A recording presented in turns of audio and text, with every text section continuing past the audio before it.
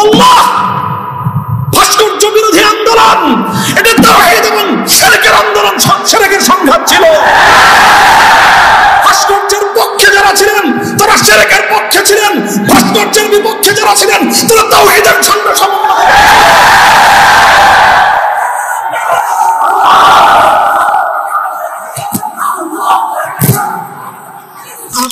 আমি আবার বলছি, এদেশে ভাড়াটিয়া থাকবো না,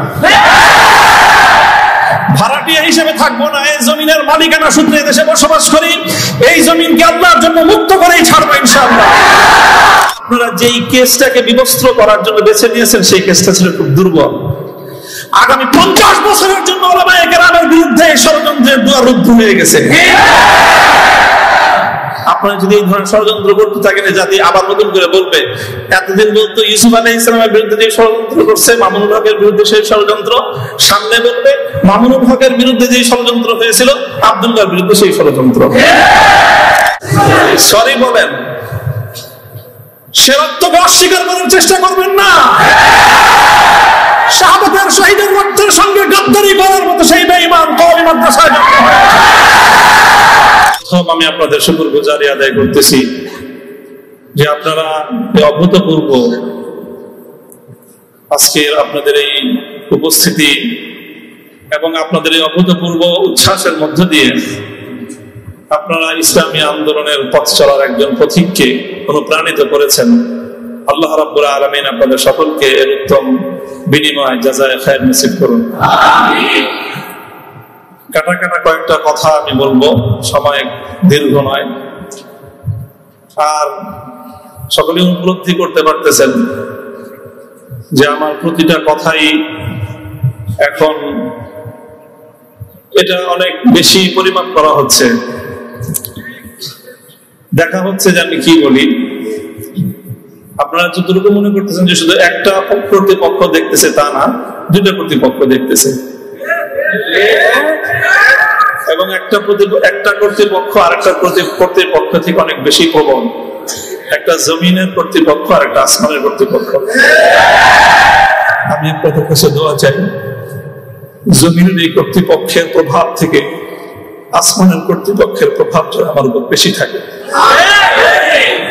আল্লাহ রাব্বুল আলামিন যেন আমাকে আল্লাহর গোলাম হিসেবে তার নিকটেই যেন আমার মাথাকে অবনত রাখেন। এই দোয়াটুকু আপনারা সকলে আমার জন্য নিভৃতে একান্তে করবেন। দ্বিতীয় কথা, এখানে আমার জন্য অনেক কথা বলা হয়েছে, আমাকে উৎসাহিত করার জন্য এটাই বলা হয়েছে।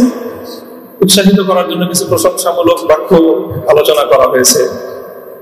শাইখুল হাদিস আল্লামা আজিজুল হক রাহমাতুল্লাহ আলাইহির শানে আমরা এই কথাগুলো বলতাম।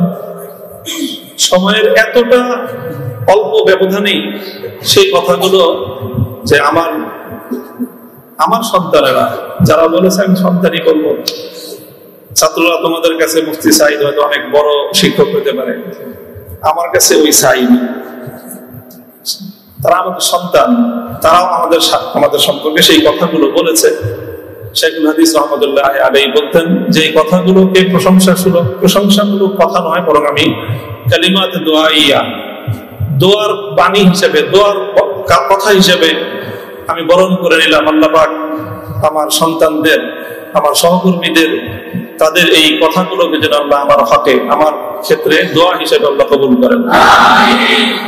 এই কথার মধ্যে একটা কথা এসেছে, সেটা হলো প্রতি ফোঁটা জুলুমের প্রতিশোধ গ্রহণ করার কথা। আমি এই কথাটা একদিকে প্রত্যাখ্যানও করি, আবার আরেকদিকে সমর্থন করি। প্রত্যাখ্যান করি এইভাবে যে এটা যাদের আদর্শ অনুসরণে আমাদের এই জুলুমকে বরণ করা, আমাদের এই কারাভোগ, আমাদের এই কারাবরণ, আমরা এই শব্দগুলি বেশি বলি। কি বললাম? কারাভোগ, কারাবরণ। কারা নির্যাতন তো বলবো যতক্ষণ বলা যায়, কারা নির্যাতন নয়, আসলে এটা কারাবরণ। আমরা তো জেনে বুঝে এই পথে পা বাড়িয়েছি। কেউ যদি মনে করে থাকে যে আমরা জানি না, তাহলে এটা তাদের মিস ইনফরমেশন। আমরা আমরা জানি।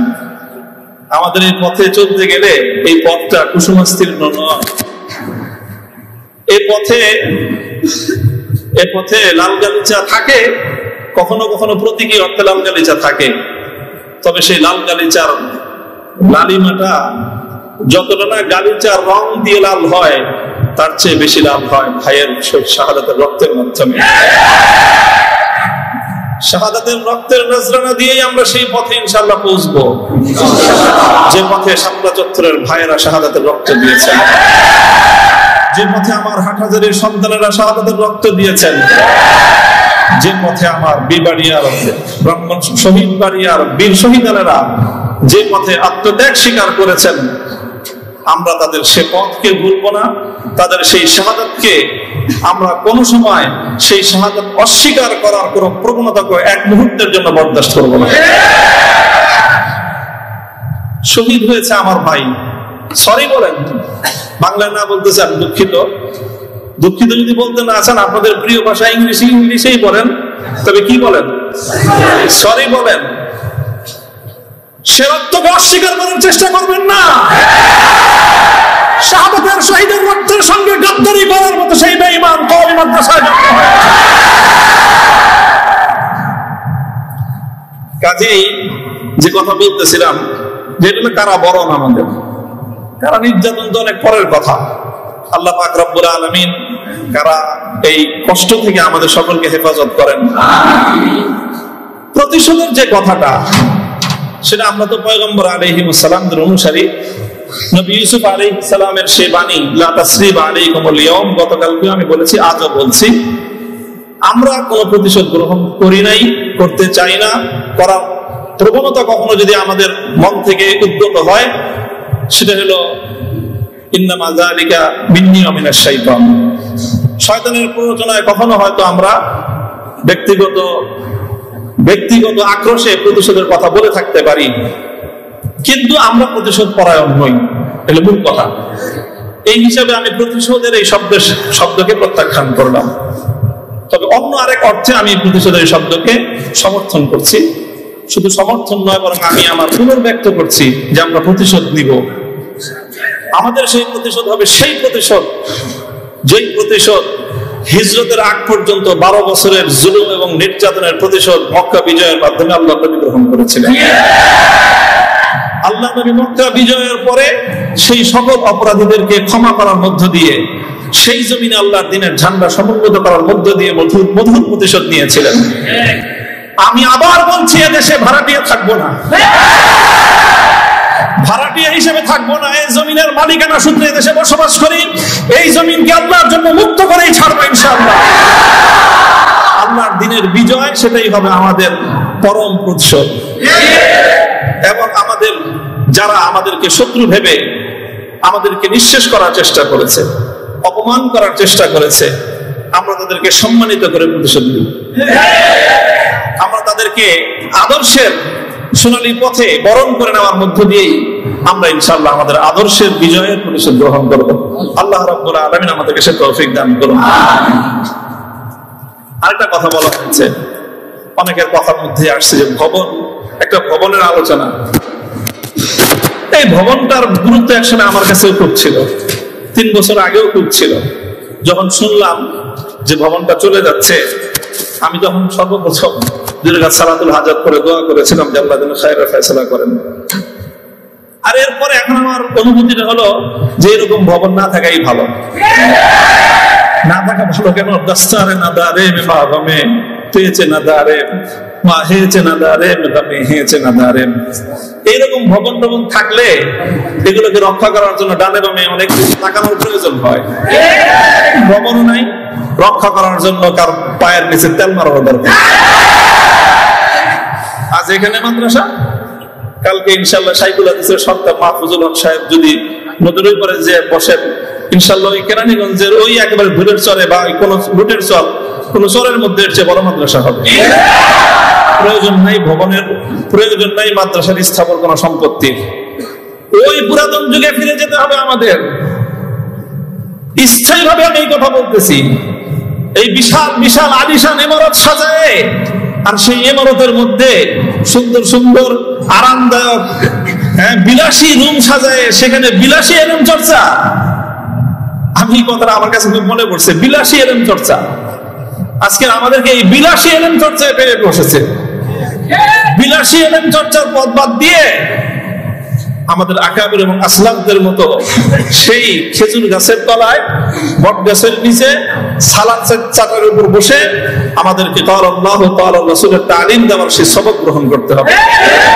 তাহলে ইনশাআল্লাহ আমরা বাতিলের তখতে তাউসকে উল্টে দিয়ে সেখানে আমরা কালেমার ঝান্ডা সমুন্নত করতে পারবো।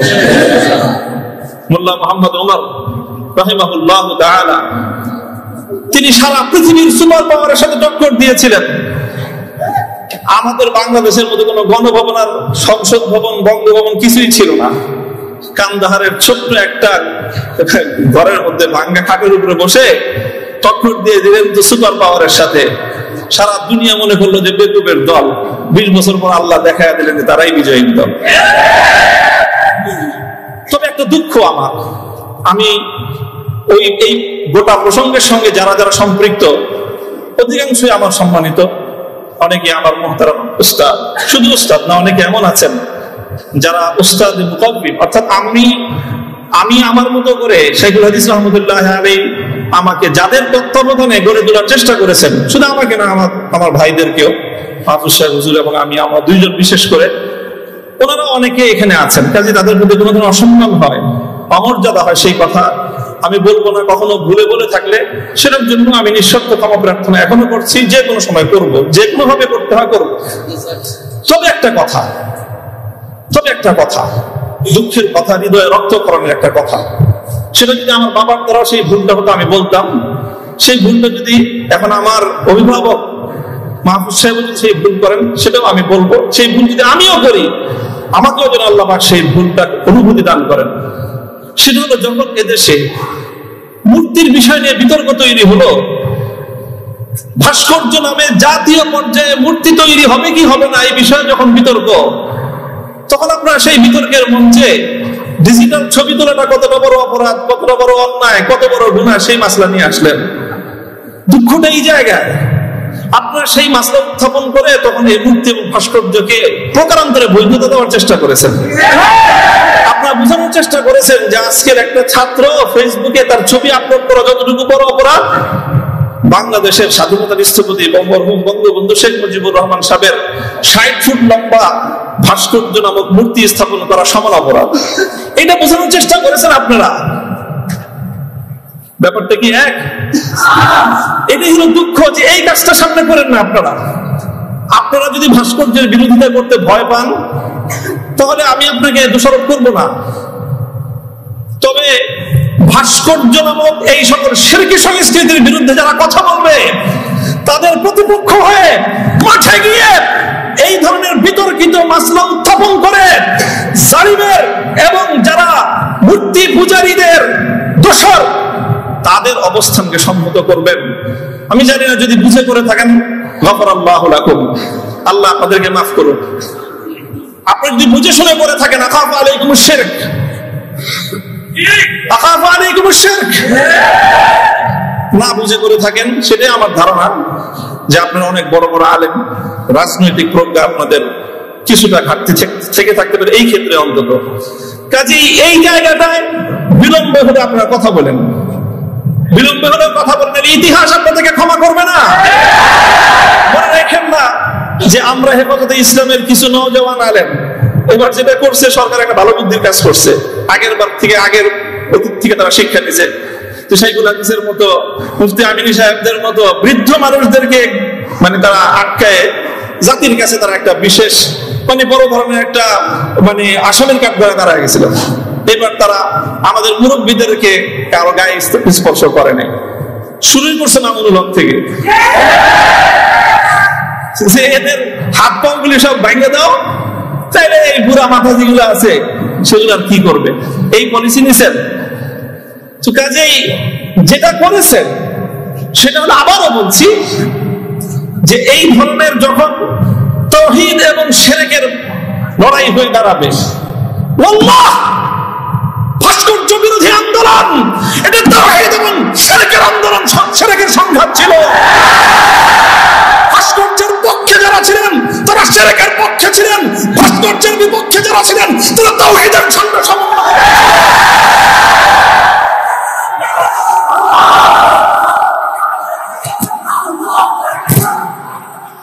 আপনারা শুনেন, আবারও বলছি, ভাস্কর্যের পক্ষ বিপক্ষের এই লড়াইকে একজন মরহুম মুসলিম নেতা, মরহুম বঙ্গবন্ধু শেখ মুজিবুর রহমান সাহেবের ব্যক্তিত্বকে মাঝখানে এনে বিষয়টাকে ভিন্ন রং দেওয়ার চেষ্টা করা হয়েছিল।